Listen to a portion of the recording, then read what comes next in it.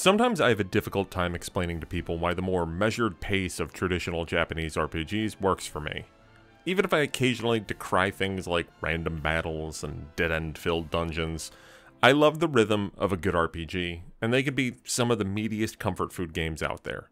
Dragon Quest III HD-2D might have become the game I'll point people to so they can experience that vintage, warm fuzzy feeling. It's wild to me how this NES RPG, made in the 1980s, holds up as well as it does more than 35 years later.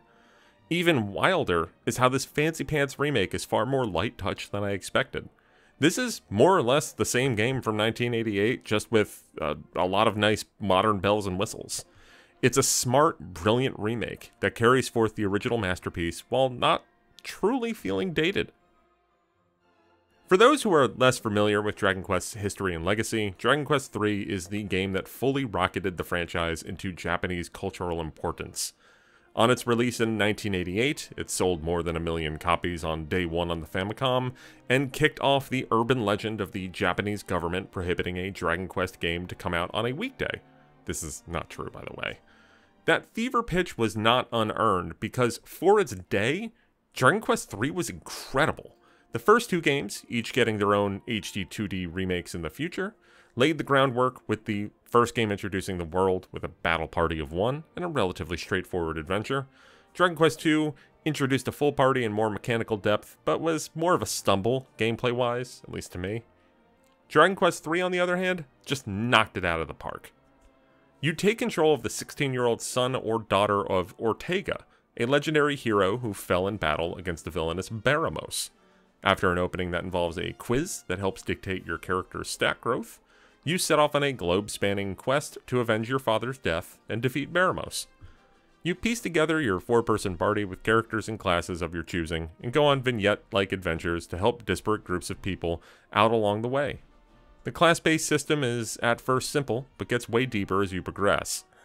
As your various party members reach higher levels, you can change their class, where they keep all the learned abilities and skills, but their stats go down and they begin again at level 1.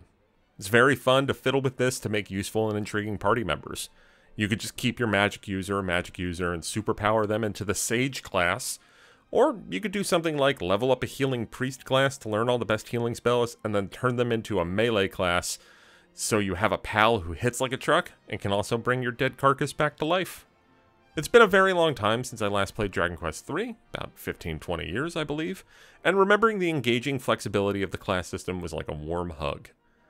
The classic nature of the turn-based battle system continues that comforting, familiar feeling. Battling has not been altered much at all.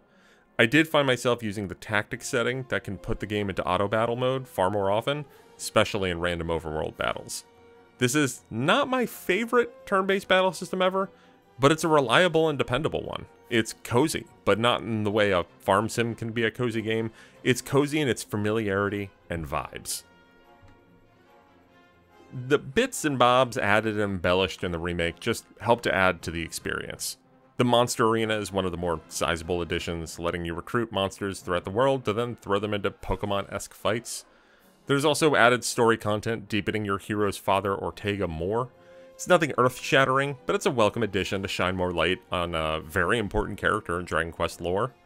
Beyond wholesale new content, this remake adds a whole lot of modern flourishes, like voice acting in both English and Japanese, not for every piece of dialogue, but for a lot of it. Customizable battle speeds, 3 difficulty settings, friendly autosaves, and a whole lot more. If there's some modern nicety you hoped would make it into this remake, it probably did. Dragon Quest III HD-2D helps bring a hugely important game to a wider audience. It's not much more than a classic RPG, but the quality still shines through decades later. This might not have the archival material of some of the video game museum games that have come out lately, but it feels of a similar disposition as them, because this is taking a titanic, landmark game and giving it the tender loving care it deserves, so it can be enjoyed by even more players in the current age and hopefully the future.